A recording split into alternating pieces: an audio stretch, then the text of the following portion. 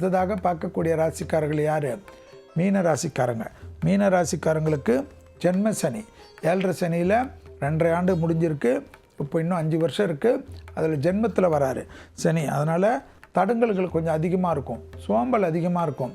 சூரியனார் கோயில், கும்பகோணம் ஆடுதுறையில் சூரியனார் கோயில்னு இருக்கும். ஆனால் அந்த சூரியனார் கோயில் பார்க்குறதுக்கு முன்னாடி திருமங்கலக்குடின்ற பிராணநாதேஸ்வரர் மங்களாம்பிகை கோயிலை பார்த்துட்டு அந்த கோயிலில் 1 கிலோ பசுனை, 100 கிராம் விபூதி, 100 கிராம் குங்குமத்தை கொடுத்துட்டு, அப்புறமா சூரியனார் கோயிலையும் 100 கிராம் விபூதி, 100 கிராம் குங்குமம், பசுனையோ நல்லெண்ணெய் கொடுத்துட்டு 2 கோயிலையும் அர்ச்சனை பண்ணி 2 கோயில் விபூதி குங்குமத்தையும் சேர்த்து பெட்ரூமில், பூஜை ரூமில், ஆஃபீஸில் எல்லா இடத்துலையும் சுற்றி வச்சுக்கிறது, உங்கள் பேக்லேயே கொஞ்சம் கையில் வச்சுக்கிறது பாதுகாப்பு கவசமாக விளங்கும் என்பதை ஞாபகத்தில் வைத்துக்கொள்ளுங்கள். ஆதித்ய ஹிருதயம் அனுமன் சாலிசாலாம் அதி அற்புதம். பசுமாடுகளுக்கு கோதுமை தவிடும் வெல்லமும் கலந்து கொடுப்பது, இல்லை கோதுமை சப்பாத்தி வெல்லம் கலந்து கொடுப்பதெல்லாம் தடுங்கல்களை தவிடுபடியாக்கும். ஜென்மசனி என்பதனால சோம்பல் அதிகமாக இருக்கும். எக்ஸசைஸ் தான் மெயின். வயிறு, முதுகு, கால், வயிறு, முதுகு, கால், பாதம் வரைக்கும் கவனமாக இருக்கணும். உடற்பயிற்சி செய்யாத மீனத்திற்கு விமோசனம் இல்லை. அதே சமயம் தொழில் ஏற்றம், உத்தியோகம் ஏற்றம், வியாபாரம் ஏற்றம், படிப்பேற்றம்.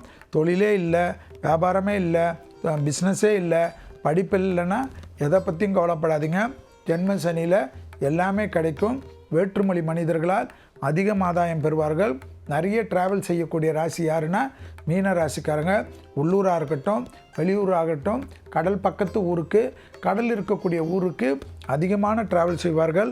கடல் கடந்து அதிகம் பயணத்தை மேற்கொள்வார்கள். அதே போல் ஆன்மீகத்தில் அதிக அளவு ஏற்றம் பெறுவார்கள். நிறைய யாத்திரைக்கு அதிகமாக போகக்கூடிய ராசியில் யார் வருவான்னா மீன ராசிக்காரங்க போவாங்க.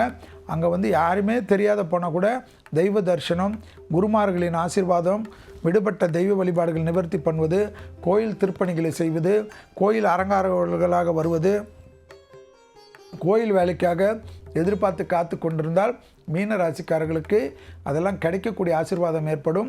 தெய்வ சொப்பனங்கள் ஏற்படும். அதே போல் சித்தர்கள் ஆசீர்வாதம், ஞானிகளுடைய ஆசீர்வாதம், மகான்களின் ஆசீர்வாதமெல்லாம் அதிகமாக ஏற்படக்கூடிய ராசிக்காரங்க யாருன்னா மீன ராசிக்காரங்க. நீங்கள் 1 மணி நேரம் காலையிலேருந்து 24 மணி நேரத்தில் 1 மணி நேரம் எக்ஸசைஸில் 45 நிமிஷம் உடற்பயிற்சி, 15 நிமிஷம் ப்ரீத்திங் எக்ஸசைஸ் பண்ணக்கூடிய மீன ராசிக்காரர்களுக்கு வெற்றி கண்டிப்பாக வரும். ஜென்ம சனியெல்லாம் பார்க்காதீங்க. உங்கள் ராசியில் ஒரு அதிசயம் இருக்குது. உத்திரட்டாதி என்ற சனி நட்சத்திரம் இருக்கக்கூடிய ராசிக்காரர்கள் யார் என்றால் மீன ராசி. அதனால் ஜென்ம சனி வந்துடுச்சு, வீட்டில் சுருண்டு படுத்துக்கிறது, எல்லாரும் எடுத்து வல்லுன்னு விழுறது, இதெல்லாம் பண்ணக்கூடாது. வாகனத்தில் கவனமாக இருக்கணும்.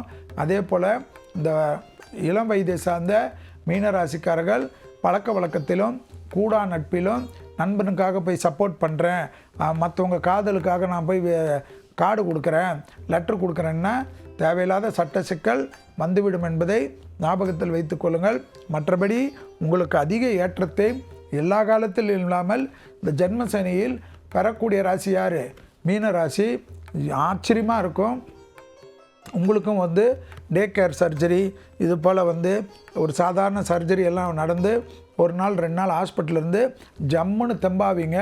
குறிப்பாக 50 வயதை கடந்த மீனராசிக்காரங்களுக்கு இந்த தேக ஆரோக்கியத்தில் ரொம்ப நாளாக தொந்தரவு இருக்கும். நீங்களே ஏதாவது மருந்து போட்டுக்கிறது, நீங்களே ஏதாவது ஆயுர்வேதிக் பார்த்துக்கிறது, நீங்களே உணவு பழக்கத்தை மாற்றி அதை கண்ட்ரோலில் வச்சுருப்பீங்க. ஆனால் இப்போ தைரியமாக ரிஸ்க் எடுங்க, நல்லா ஆகிடுவீங்க, தெம்பாயிடுவீங்க. சின்ன பொண்ணு சின்ன பையனை மாதிரி, இளைஞர்களை மாதிரி மாறக்கூடிய அமைப்பு ஏற்படும். அதிகமாக காஸ்மெட்டிக்கில் போயிட்டு உங்களை அழகுபடுத்துவதில் மீனராசிக்காரர்களுடைய முயற்சி வெற்றி திருவினையாக்கும். தொட்டது தொடங்கக்கூடிய காலகட்டம்.